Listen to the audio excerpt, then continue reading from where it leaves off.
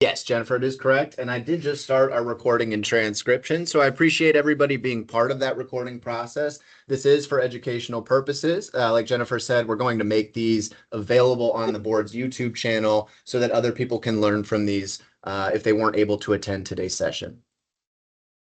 So thank you. I noticed that we've still got a lot of people joining, and I really appreciate it. And I think that the board is also absolutely delighted by the volume of interest that we have received in this reconfigured grant program going forward. So again, by way of introduction, my name is Jennifer Reichert. I've been the grant and budget manager for the Virginia Horse Industry Board since about September. And I get the privilege of working with Garrett and with the board members. And without further ado, let's dive further in. So today, what we're going to talk through in about 30 minutes for this content, and then hopefully the rest for your questions and answers. If you're not familiar with the Virginia Horse Industry Board, we'll give an introduction and let you learn about that. We'll talk about this year's grant program and how it's different and similar to those that came before it. We're going to go through the application process, look ahead to what budget categories are now eligible and what that means, give a sneak preview of what implementation looks like, and then at the end, hopefully, a nice healthy Q&A session. So with that, let's talk about the Virginia Horse Industry Board, which is one of 16 commodity boards in the Virginia Department of Agriculture and Consumer Services. Back in 1994, a combination of General Assembly action and a statewide referendum created it, and they meet publicly. And most boards meet quarterly, but this board is very enthusiastic and actually meets monthly. As you've already figured out, they're supported both by a program manager at VDAX, that's Garrett, and a grant and budget manager via contract, that's myself, and soon we'll be joined by an executive director under contract. These are your 12 Virginia Horse Industry Board members. They represent the horse industry, including support services, education, and equine health. Half of them are in this position because of positions they hold, and the other half are appointed by the governor. Four of those are in the position because they are presidents of specific industry organizations. You can see that noted in the list. Those are the four largest membership organizations in the state. Other membership organizations in the state are intended to nominate the other six that the governor appoints. Four of them, excuse me, I misspoke. Four of the other six that are appointed by the governor are from recommendations to be made by the remaining statewide horse breed or use organizations. One of them is intended to represent support services or the professional community. Think feed manufacturing and sales, pharmaceutical sales, horseshoeing, marketing, veterinary services. One of the six governor appointees is intended to be an individual commercially involved in the horse industry, for example, a trainer or a manager. These appointees serve 4-year terms and can serve up to 2 terms consecutively. In addition, by virtue of being in that office, there is an equine extension specialist from Virginia Tech who serves on the board, and the Commissioner of Agriculture is a non-voting member who serves as a virtue of that role. By law, the Virginia Horse Industry Board is responsible for the promotion and economic development of the equine industry in the Commonwealth. And that same law authorizes it to do these 7 things, plus enter into contracts and agreements to accomplish these purposes. So I'm not going to read all of them, but generally, economic reports, directory, fund educational and research programs, and media liaison, collect, analyze, and disseminate industry data. The Virginia Horse Industry Board spends the Virginia Horse Industry Promotion and Development Fund, which is generated by 3 revenue streams. First is the $1.50 Coggins test, which is collected by the state veterinarian's office. Second is an equine feed assessment, which all licensed equine feed manufacturers pay at $3 a ton, or 75 cents per 50-pound bag, on manufactured feed that is sold in or imported for sale in Virginia.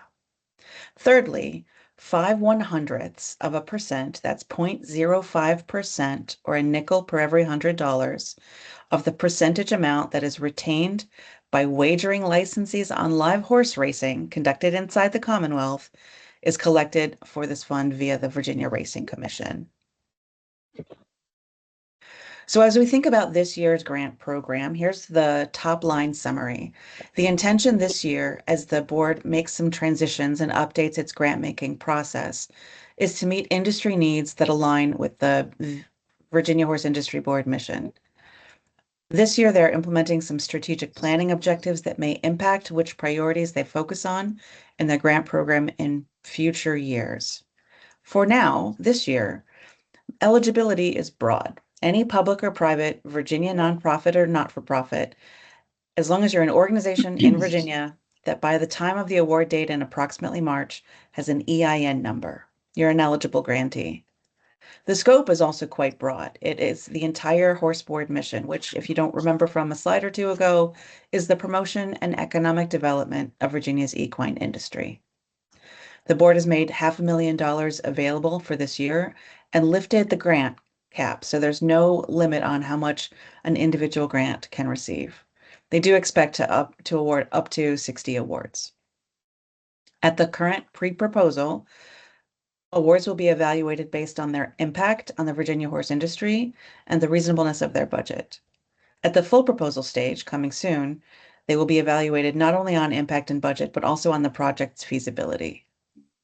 We expect that the awards will be granted sometime during March, and the period of performance begins on award and extends through the end of December. This somewhat shortened period allows us to align the grant cycle so that in 2027, it will line up nicely with the calendar year. As noted, eligible applicants are broad. Any organization, public or private, as long as it is inside Virginia and has an EIN by the March award date, is eligible. So that includes this whole list that you see here. So probably yes. So right now, as noted, the Virginia Horse Industry Board is undergoing strategic review. So in the future, I imagine that they will select specific areas that they'll focus on as priorities. However, this year, they're trying broadly to meet industry needs. And honestly, the kinds of projects that you propose are very interesting as they determine what the needs are that they should focus on in future years. So even though previous grants were focused on marketing and had a cap, this year it's quite broad. For example, things that expand access and opportunities for riders and attract new people, and in particular, youth to riding, whether that's within or beyond Virginia. Things that help educate and connect the industry by collecting and sharing information, by strengthening the connections within industry, and by providing training and education for those in industry. Projects that drive growth are also interesting. For example, research on the needs of the horse industry, research that addresses the needs of the horse industry, things that solve problems or advance equine health and well-being. And the former focus of mission-driven marketing outreach and promotion projects still remains very much eligible for this year's grant cycle. One thing that is not on deck is investments. This grant program is not for the benefit of individuals or firms. It's not intended to help establish your business or your organization, develop your project. This year, things that look like construction projects are considered to be investments in your investments in your organization. It's also not for lobbying or legislative efforts. So even though many things are available, these are not necessarily investments in individual firms. So whether you are familiar with this grant program or not, there are some changes from last year. So in the previous years, it was approximately quarterly. This year, we are moving to one cycle per year, as noted.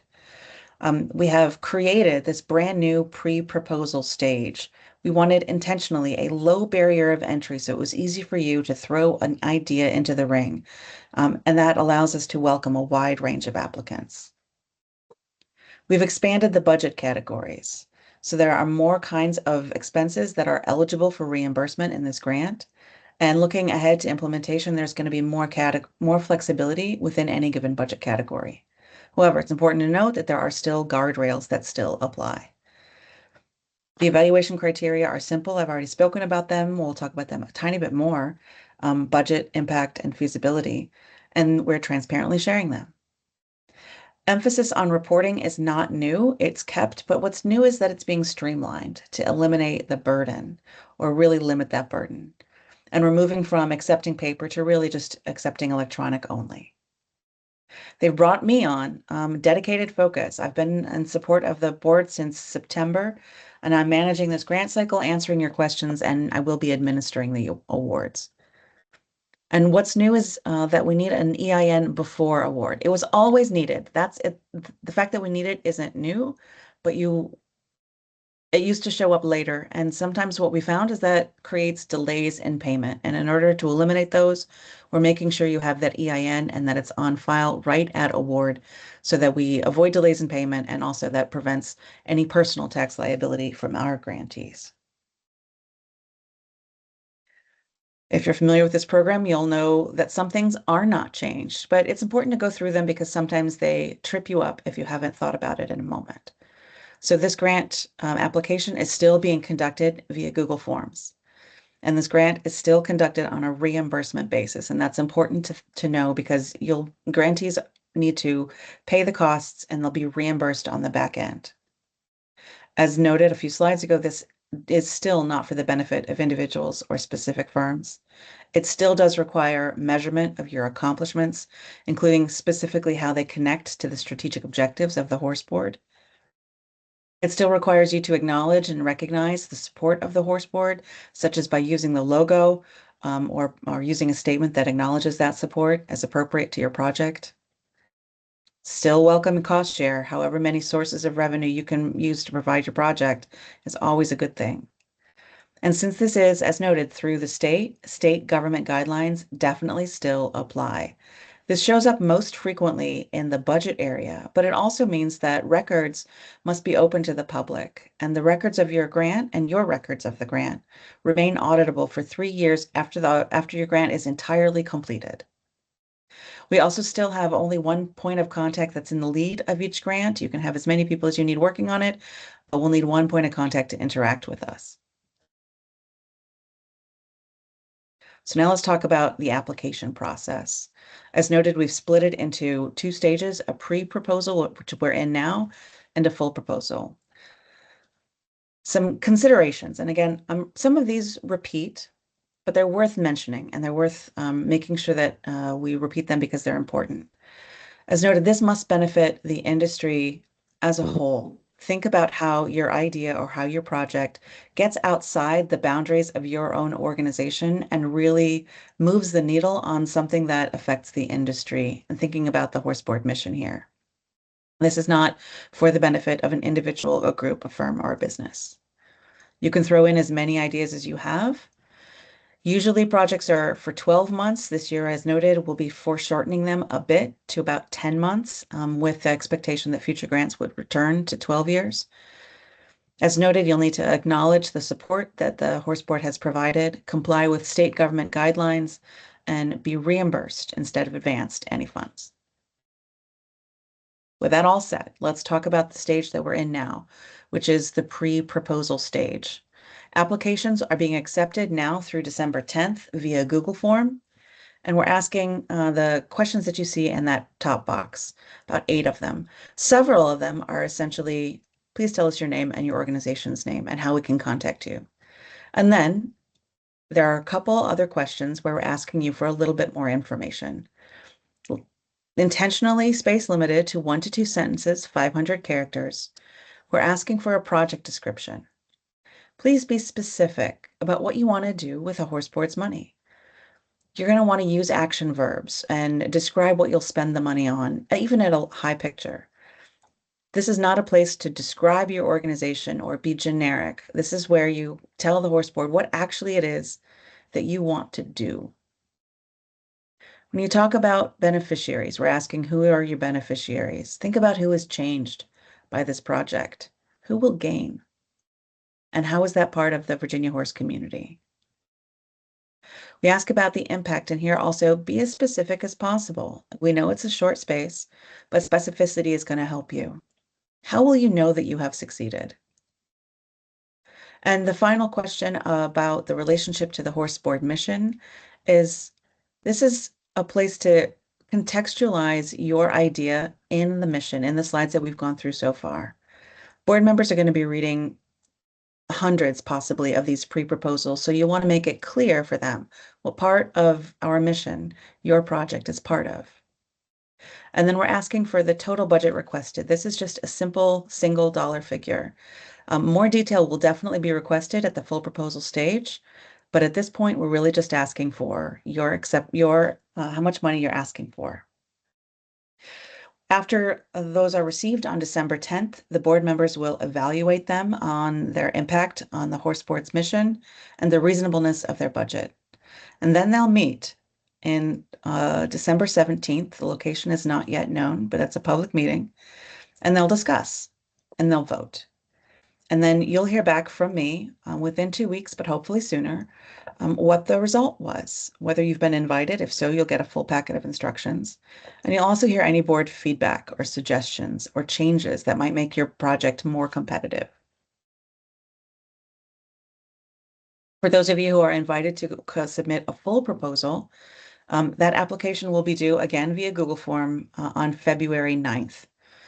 We will be asking for more information. The specific questions will be in the instruction packet, so you can prepare and approach the form with your information already ready to go.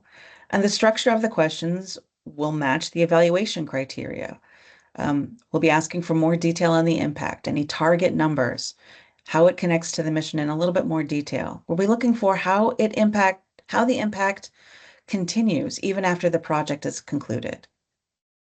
We'll be looking for information on your project plan, that is, actual steps of who's going to do what and when.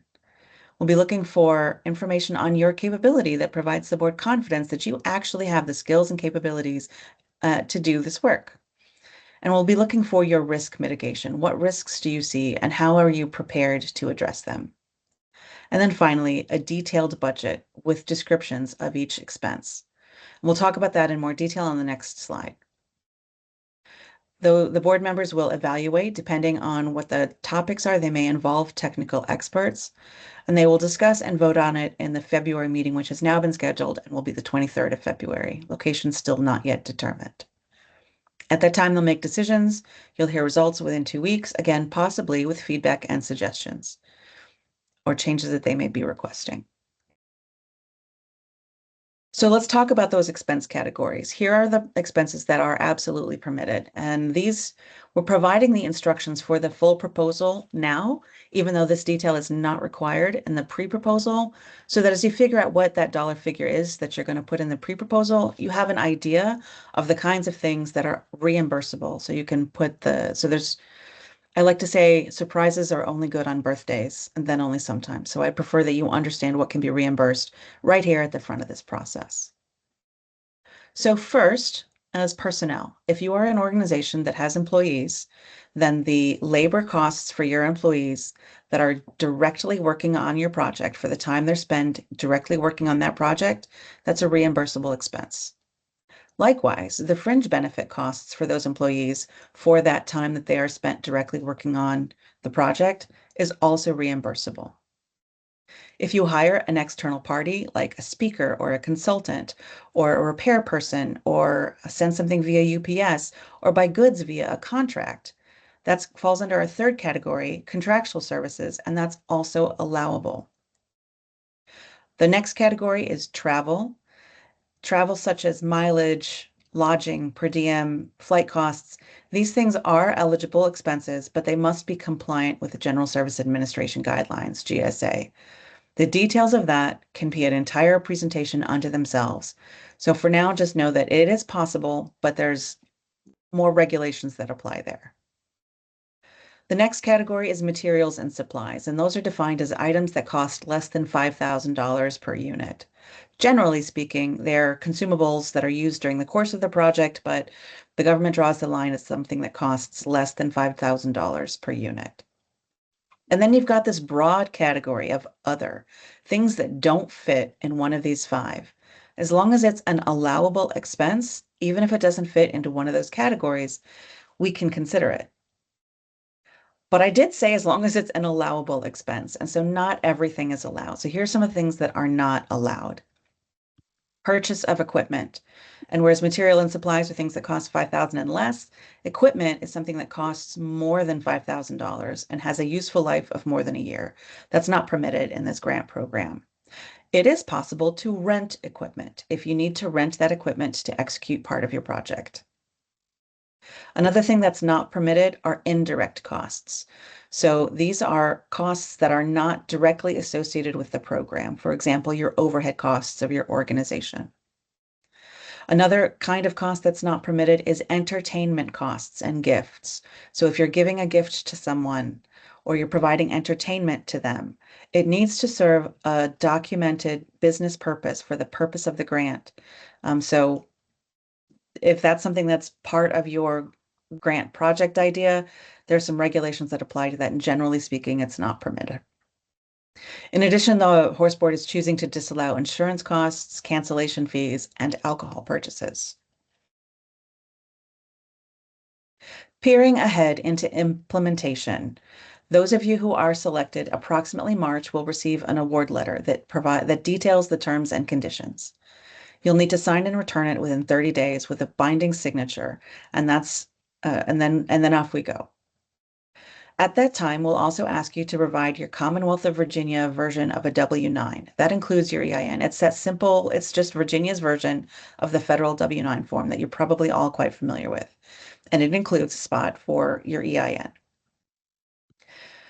Then the period of performance begins. As soon as we get that countersigned letter back to you from VDAX, that period of performance begins and it will go through the end of December 2026. I need to say for technical reasons that in case the state fails to appropriate, it can't be terminated, but that is not the case that I anticipate. The Horse Board has the funds in its account to send these awards to you. This is generally speaking what an award letter will look like. It is 3 to 5 pages long. It will record the project title, the budget and the budget categories, the period of performance, your point of contact and our point of contact, the process for reimbursement, the process for changing, the requirements for reporting and acknowledgement of the horse board, the audit requirements, the termination process, and the prohibition on discrimination. And then looking ahead to during implementation, as noted, it is important to acknowledge the horse board support. We'll provide you a logo and the media kit and the sample sentence of how to use it, how to acknowledge that support. That will be a requirement of the grant. Reporting is also a requirement of the grant. We have streamlined it from prior years. We continue to streamline it, but I can tell you that we're looking to only require 2 reports, a progress report and a final report. We're probably going to do that via an online form now. More details will be coming as we make decisions and make it available. Reporting is going to be a requirement for reimbursement. If you're out of compliance with your reporting requirements, your reimbursement will be held up until you are fully in compliance with your reporting requirements. Anticipate sending your reimbursement requests no more than quarterly.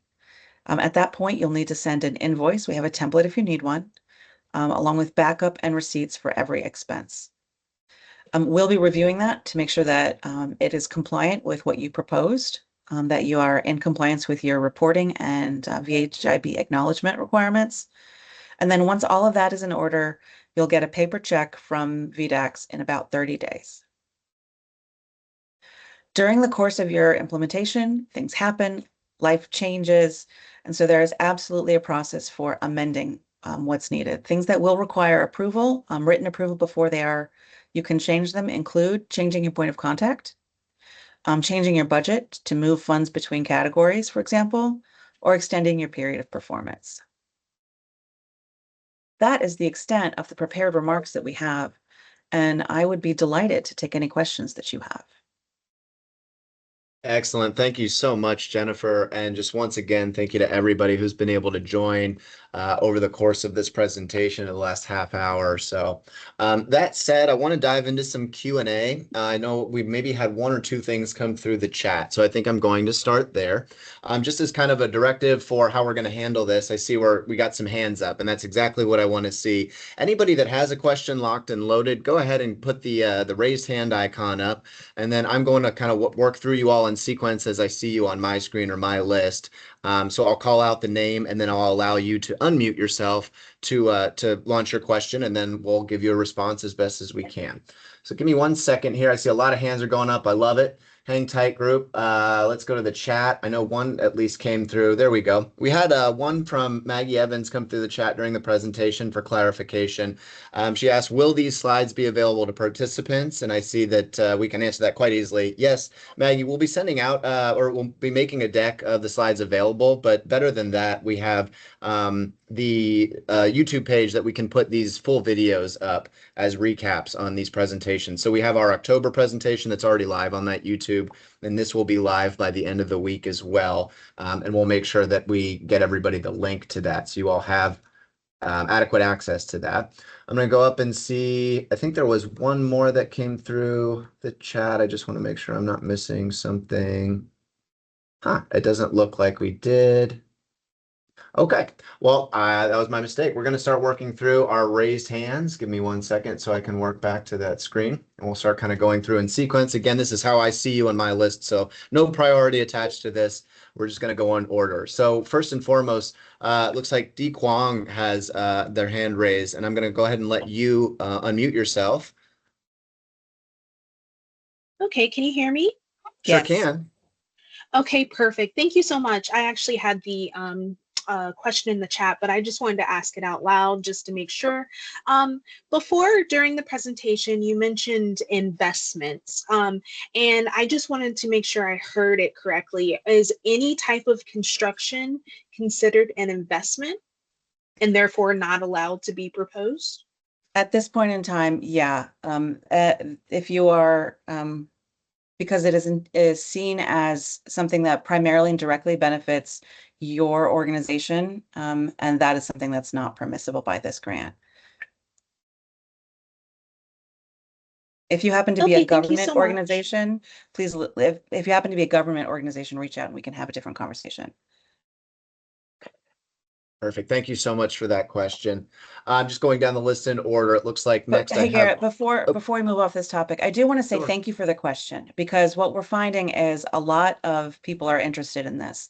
And even though this grant program might not be available to provide that funding directly, seeing that need in the community has been really interesting. And I think the board, as they take on their strategic review in the coming months and early into the new year, that's going to be interesting to them as they figure out how they want to prioritize going forward. So again, this is not that opportunity, but it's interesting. And the fact that people are asking for it has been noted.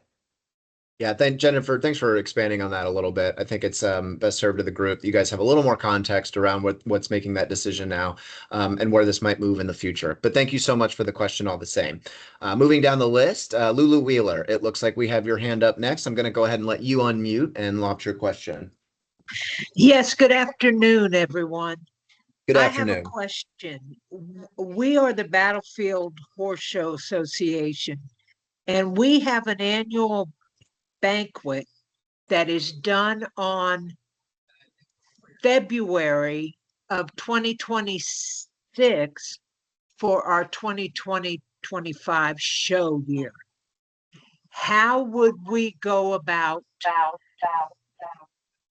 putting in an application for that banquet? So, Ms. Wheeler, if your event is held before February 23rd, when the board will make their decisions, then the grants will not be available before February 23rd. And then upon February 23rd, when they make their decisions, we then have to go ahead and both your side and our side need to execute that. So I think that's the unfortunate answer. Okay. So basically applying now for our banquet for 2025 that's going to happen in February of 2026 is not eligible. Simply because if we can't move the wheels of time that way. I wish that were possible. Okay, Jennifer, thank you. May I clear one thing with that one? Sure, Sorry to interrupt, but if their banquet is in 2026, February of 2026, they're going to have the ability to apply for a grant for that come June or July, right? For the next series. Am I right about that, or am I messed up? So the period of performance for the grant cycle that will open probably in June, July 2026 is probably going to be January 1st, 2027 to January 31st, 2027. And so I think unfortunately this particular event falls in the cracks. Okay. Thank you so much. I appreciate that.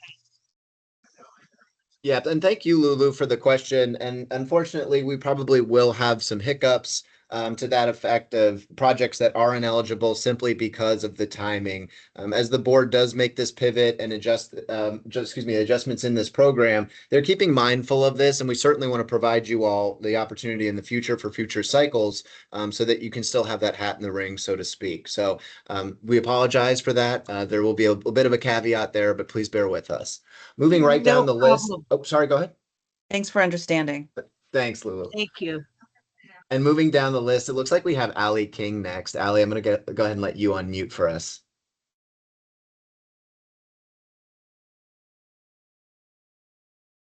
Oh, I'm sorry, Allie, I think you're muted. Your mic is muted. You're fine.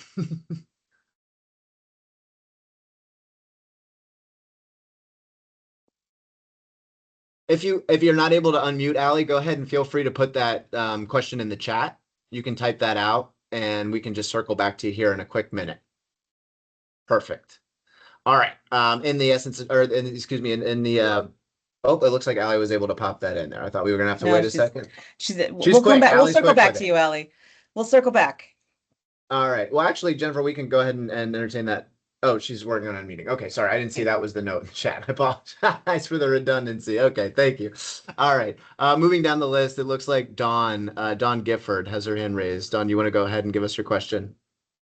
Sure. Thank you for the time. I run, we have a nonprofit after school program for low income youth. And I'm wondering, we always talk about projects in these grants. Does programmatic funding account? So we're trying to expand our program to another day so we can double the amount of kids we serve.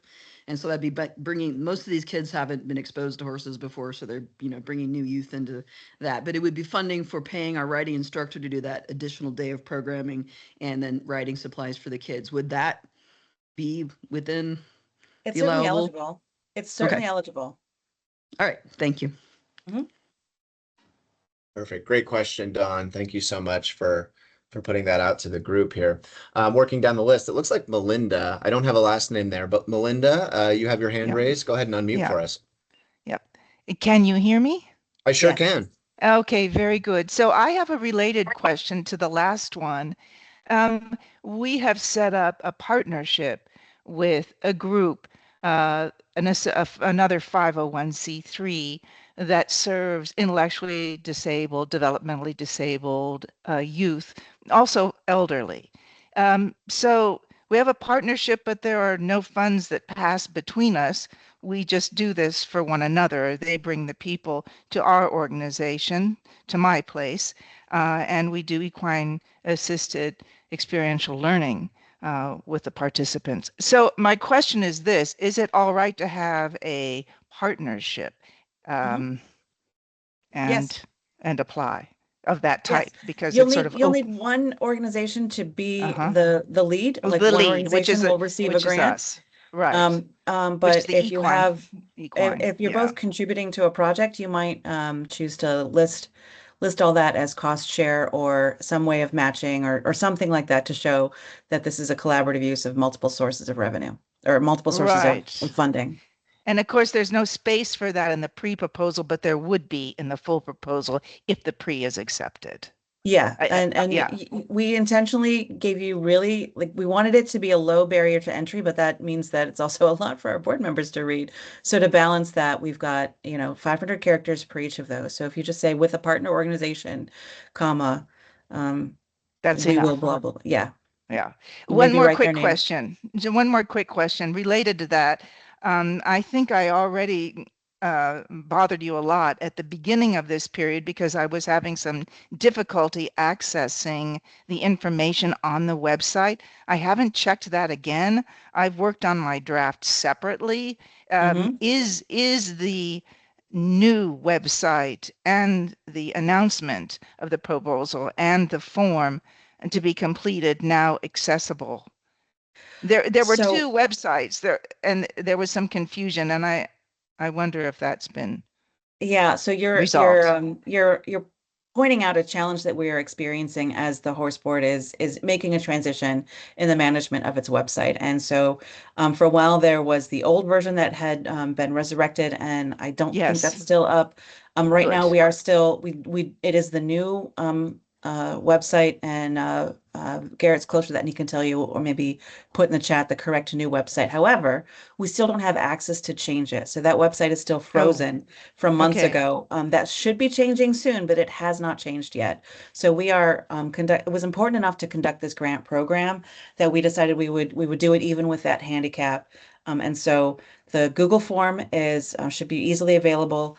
We tried to post the full 4-page announcement through Virginia's procurement site. It's absolutely available if you go to eva.gov. Anyway, EVA, you search EVA Virginia procurement, it'll come right up and you can search on horse industry and you'll find the 4-page announcement, or you can just email me. That's where the Right. announcement is. We've got it linked from the top of the Google form where you can go to the EVA site and Yes. we are handicapped. We are doing the best that we can Right. to give that information to you. So I empathize with the challenges that you in particular faced and that others that I don't know about are certainly facing as well. But the Google form should be working. If you have challenges with that, I'm your point of contact. Thank you so much. I think we've got Allie back in the game. Yeah, I would love to circle back to Allie. Any luck? Nope. Okay. Allie, no problem. If you, did you figure it out? Nope. Okay. Sorry. I saw the icon go away. I'm sorry to jog you around like that. If you figure it out, fine. If you're able to put it in the chat, also great. If it doesn't really fit within the context of the chat, we can work something out for an email, and we can go ahead and follow up with you and make sure that we are circling back to that. Yeah. Before we keep, oh, sorry, go ahead, Jennifer. I was just gonna say, Allie, I know I've had an email exchange with you. Well, I'm happy to follow up offline. Perfect. I just want to let everybody know, because Jennifer did just reference the Horse Industry Board site, I did drop that link in the chat. You should all have seen that come through and have access to that. I'm also going to go ahead and make sure that everybody has a link here to the application form. Thank you. I'm going to drop that in as well. And then one third thing to close this out, if my computer on my end will load, give me just another minute, but I'm going to also provide the group with the link to the board's YouTube channel where this content will be Oh, I available. did that one. That one Oh, I you did did. that? All right. Jennifer's already ahead of me, folks. Never mind. Hate to copy and paste. All right. We're going to keep moving that in the interest of time. And again, thank you to everybody for these great questions. This is really adding to our conversation, and we'd love to round out the edges this way. It looks like Hope's Legacy Development. I'm not sure who our representative is with us today, but Hope's Legacy, go ahead and give us your question, please. Hi, sorry, I have to use a generic account. Can y'all hear me okay? We can, Yes, thank yes. you. Okay, wonderful. Thank you so much for having this session. I really do appreciate it. Absolutely. And I'm, of course, familiar with the previous version with marketing, so I had kind of structured things a little bit differently in the past, and I just wanted to get a little bit of clarification, if you can provide any, on, you're saying that it shouldn't benefit one specific organization. So if we're doing a project or a program that we have in-house, does that count as benefiting one organization? I just, if you could clarify that, I would be grateful. I thank you for the question. I think if this is something that your organization itself is the beneficiary, that's the thing. And so programming that you're doing, you're not the beneficiary of. And so that's where I would say, if you're doing programming, I would consider that eligible. Okay. All right. Thank you so much. And then the follow-up to that would be, if there's like a marketing plan that we have that is like, so a marketing program for our organization versus for a program that would potentially be kind of aligned. Yeah, that we're doing our best and learning Okay. how to do a lot of things at once. And so what you can always put in an application, and the worst we can do is say no. Okay. All right. That's perfect. Just curious. Yeah. All right. Thank you so much. I appreciate it. Yeah. Oh, great question. And I think a really great point of clarification there as well. So thank you for that. And it looked like we got a message from Allie that her mic is working. So let's go ahead and give that a shot. Allie, can you unmute for us? You're unmuted, but I'm not hearing you. Man, Allie is just snake bit. Like I want to give her an award for like the I most know. persistent person. I know. She has enough technical difficulties. We could make her a VDAX employee. I'll tell you what. All right. Well, Ali, I'm sorry that you're having some technical difficulties, and we'll try to circle back to you if you can get that working. Like I said, if not, we'll work something out on the back end to address that question. It looks like we only have a couple more. So I'm going to keep going down my list, and it looks like Laura Smith is next. So Laura, I'm going to let you unmute. Hi there. Thank you for hosting this today. Sure. A couple questions come to mind. I'm with Loudon Therapeutic Riding. Oh no. Great. Oh, sorry, Laura, you're having a little bit of a connection issue. Oh, Oh. can you hear me now? You're Yes. doing okay. Yep, we're kind of touch and go, but Okay. let's give it a shot. All right. As I'm reviewing your proposal list, it looks as though, you know, this may favor riders. Of course, we have differently abled riders. And I wondered, providing scholarships for some of our differently abled riders is if that's something that is preferred, or, you know, we have also unmounted programming. Is riding preferred over unmounted programming? And then some of our unmounted programming is geared towards bringing in people that have never had access to a horse ever. So this is a great question. I really thank you for asking it. What you're pointing out is that something that we didn't notice as we transitioned the language from something that the prior version to the new. So I don't think there is any preference for riders versus unmounted at all. So thank you for flagging that, and we'll be attentive to that as we modify for next year's session. In terms of getting, like, one of the things that does show up as a priority is bringing new people into the equine community. I know the board does prioritize that. So whatever method that your project is doing that, I think would be welcome.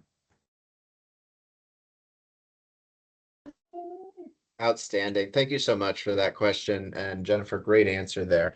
I think we have one more. I just want to make sure we are attending to everybody, but it looks like Samantha Schiff is bottom of our list here. So Samantha, go ahead and unmute and you can give us your question.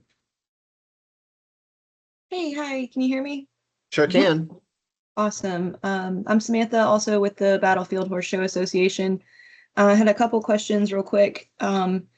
When we were talking about allowable travel costs, do those apply for contractors? Like if we hire a contractor, such as a judge, or are we allowed to use the travel expenses for that? Yes. Perfect. I love simple Okay. questions. Yes. Good. Awesome. I mean, And then I don't hate complicated questions. Complicated questions are fun too, but this one I can answer. That's okay. Then my other question was about, oh, sorry, go ahead. Hello. Nope, you're good. Hi. Yeah. What are you at? I'm in a meeting. Oh, I'm sorry. Okay. Everything is fine. Okay. Hey, John, I'm sorry, John, can you just go ahead and mute your mic for us? I just want to make sure that we're being mindful to folks that are speaking. I just want to mitigate any background noise, and thank you so much there. Go ahead, Samantha. I'm so sorry. That's okay. If we have, let's say, multiple projects, for example, like a couple horse shows throughout the year, is the application or pre-proposal process looking like you all want us to put everything on one pre-proposal or on separate pre-proposals? That's up to you. Both are possible. Like if you want to put in individual ones for each particular, I think you said show, that's totally fine and acceptable. If you want to bundle them all up into one single one, that's also totally acceptable. You might get feedback on it either way as the board reviews it and compares it with the others that you're competing against.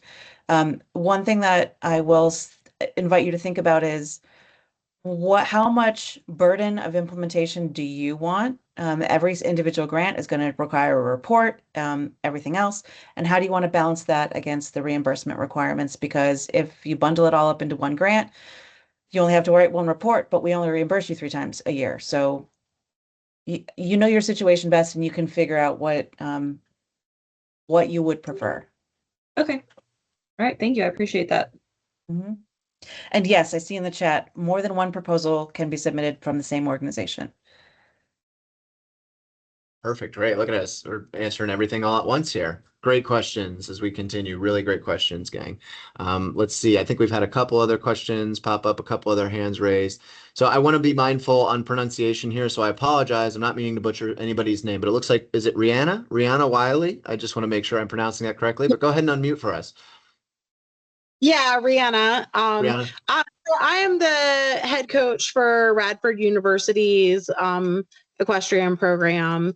And I guess along the lines of similar to what someone else has said, looking at, because we were finding one of the biggest barriers to entry, obviously, for new riders, especially coming in to try to build the numbers of our club for just club members and for competing members, is obviously the financial aspect, for especially for these new riders coming in. Is it better to set that, if we're looking at that, would it be better to approach it as like some sort of scholarship type of thing, or just a general funding across all riders in the club? Is there a way that would be better to present that in the proposal? So the board will be looking at the impact on the horse industry. And I think the way, and I think the question comes back to you of like, how do you think that the impact, what tells the better story of impact? A scholarship for a few individuals, support for the whole programming. I don't know. But that's Okay. sort of where I would like that's how you're going to be evaluated, is on how does your project impact the horse industry, especially in a sustainable way? Like, if can they make one grant investment in you and then it has changed the horse industry in some way and they don't need to invest in it again? That might be quite attractive. And remember, this is a competition. We're going to have to make some hard choices from within great projects. So those are the sorts of things that I would advise. Okay, thank you. Great. Thank you so much, Rihanna, for that question. Great stuff. Let's see, going down the list. I think we have Kenda next. And I'm sorry, Kenda, I don't have a last name for you, but I think that that's unique enough here given our attendance group. So Kenda, go ahead and unmute for us. Thanks. Can you hear me? Yes. Sure can. Okay. So we are really multifaceted in our location. So we do have tack, feed, boarding, and a training program for our students. And our students are really wanting to start a show program. Excuse me, because there are only like 2 local shows currently in our area, without having to travel hours to get to them. However, to do that at our facility, we need to make some repairs to like our arena and stuff. Is that considered construction, so it wouldn't be covered? We have sent that question into the depths of the Department of Agriculture, and we are waiting the response. I think if I was a betting person, I would say yes, that probably would count as construction. We don't have a confirmed answer. Drop an email and let me know offline who you are, and I'll make sure that you hear back when we know that answer. Okay, perfect. But honestly, I would expect that would be considered construction. So maybe if we just used it for like advertising that we were gonna start it or something like that, that could be covered. Totally. The non-construction costs that go into starting that, I think, would be eligible costs. And then, to make your proposal as competitive as possible, you'd want to be thinking about how having that show, in your case, enhances the horse industry in Virginia. Right. Contributes to the promotion and economic development of the horse industry in Virginia. Okay, thanks. Mm-hmm. Great. Thank you so much. And I think we're rounding out, unless we have a couple other folks cropping in. It looks like my list. Oh, we do have a couple other ones. List is almost out, but I love seeing some familiar names. Michelle Pelham, it looks like, is our next in line. Michelle, go ahead and give us your question. Hi, can you hear me? Sure Yes. All right, so we have the East Coast Stock Horse Association, which is very unique because we actually have cattle in our events. So my question is, are cattle going to be considered rental equipment and therefore reimbursable if we have an educational event where we need to rent cattle for that clinic? I mean, I have never encountered this question before, but if it is something that you need to do your event, and it's a legitimate cost that you require to do your event, I don't see why it wouldn't be eligible, why it wouldn't be allowable. We'd have to figure out the details of it, but I In imagine the we'd make it past, it was work. not. So that's why I'm asking. In I the mean, past, we sent in and had a clinic that we gave for free, that we had youth participants come in, and I put that down as one of our expenses because that's a pretty substantial expense to rent cattle for this type of an event. And that particular expense was denied. was that So we had to under cover the that horse board cost. program? I'm just making Yep. sure yeah. Yep. Well, that is one of the changes that has been made. In the past, I think if you go into the deep past, the horse board had a different grant program, but the grant program for the last 4 or 5 years or so, roughly, if your grant was in that time period, it was focused on marketing, and the number of kinds of expenses that were permitted under that were much more narrow. And so this Okay. year, one of the changes is a broadening of the scope and a corresponding broadening of the kinds of expenses that are allowable. Okay.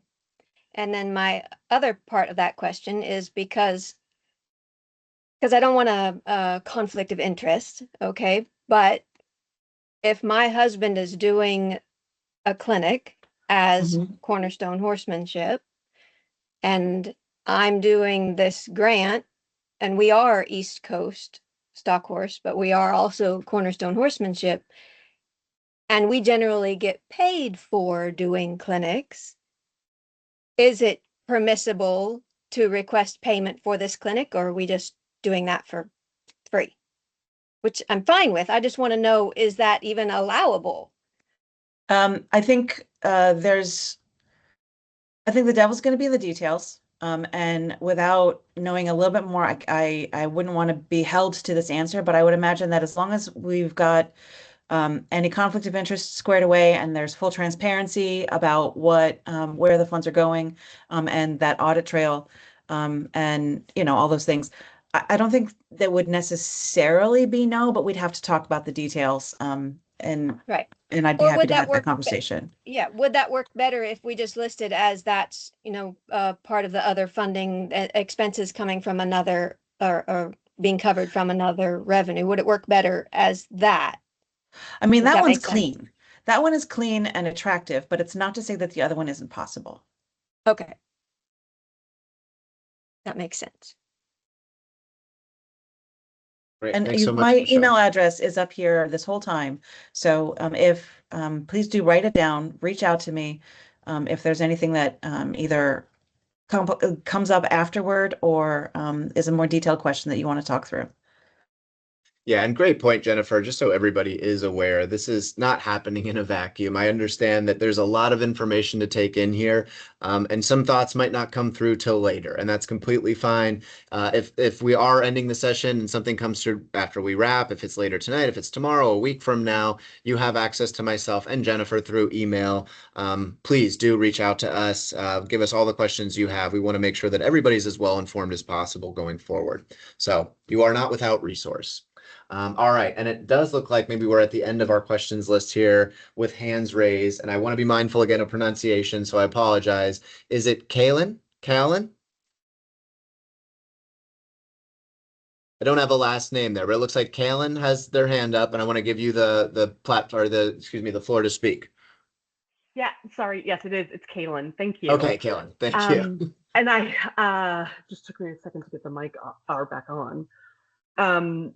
I have a lot of ideas for proposals, and I'm also sort of representing a therapeutic riding center today. And one of our issues is that we are so land limited, and there's a lot of farms, in the exurbs like Oakton, Vienna, Great Falls that are land limited. And what we would like to do, one of the things that we're trying to put into our budget for 2026, or that I'm trying to put into the budget, is to build a track system and make that, and now that would unfortunately, I think, be a construction project. But we'd really like to show how these track systems can keep horses humanely and in species appropriate care, and make it still feasible to have horses on, 6 acres and less. Because, people want to have horses around, but they, the land just, it's not what it used to be, You're right that the actual construction of it would probably be an ineligible cost or an ineligible project. But things like bringing together a planning committee and having, what they're putting time and energy on something and then communicating the result of it, building buy-in, whatever that is, like that's a project. And if there's Okay, costs that makes associated with sense. that project, then that's the sort of thing that I think is eligible. I see. Okay, because that is something. Okay, that's actually really helpful. Thank you very much. Perfect. Thank you so much, Kaylin. I think that brings us to the end of our list of people who had their hands up and raised. And I just looked back in the chat, and it doesn't look like we have any further questions coming through the chat. If there is anything else that's outstanding, somebody's got some last minute curiosities bouncing around there, go ahead and send it through the chat. Go ahead and start fresh with a new hand raise. But I would like to just do a catch-all big thank you to everybody who squared away the time to attend our webinar today. Jennifer and I have worked really hard to make sure that this is a complete dossier of information, but as you probably noticed through this webinar, your questions help us make that dossier more complete. And we want to make sure that we are structuring these grants in this program in a way that best serves this industry and moving things forward for the industry as a whole. So you all are pivotal in helping that mission, and we really thank you for your participation, continued advocacy, and all of the interaction that you're giving us. As a quick reminder, we will have the webinar available on the YouTube page, and I think Jennifer said she sent out the link for that already. I have included it's in the chat. Great. We also have the link to the Google application and to the Virginia Horse Industry Board website, so everybody can reference that there. Like I said, if you have any further questions past today's meeting, feel free to go ahead and forward those to myself and or Jennifer. We'll work at this in tandem and make sure that we're circling back and answering everybody's questions in due time. And with that, I'll just give it to Jennifer to wrap up. But thank you so much to everybody. I'll second Garrett's thanks, and I'll add a specific note of appreciation for your flexibility as we are changing a lot of things. And so we're discovering a lot of things, and we're working to figure out what's going to work best for this industry.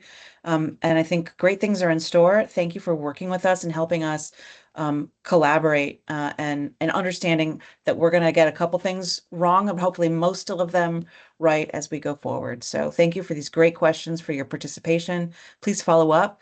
And I can't wait to talk with you guys again. Great. Thank you to everybody. And we're going to go ahead and wrap this one, but I hope everyone has a wonderful rest of their afternoon and an even better weekend coming up. Thank you all. Oh, and thanks to our board members. Oh, yes, thank you. Big thanks to our board members, Chair Sharon Molster, who is on today's call, and our Vice Chair, Debbie Easter. Anything you two want to say to give us a quick sign off? And so sorry for the oversight.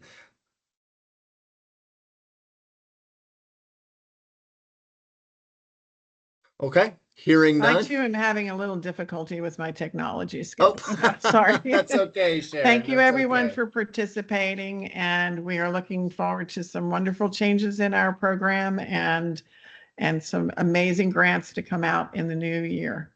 Thank you. Thank you, Sharon. I hope everybody has a wonderful afternoon. Thank you all. Thank you.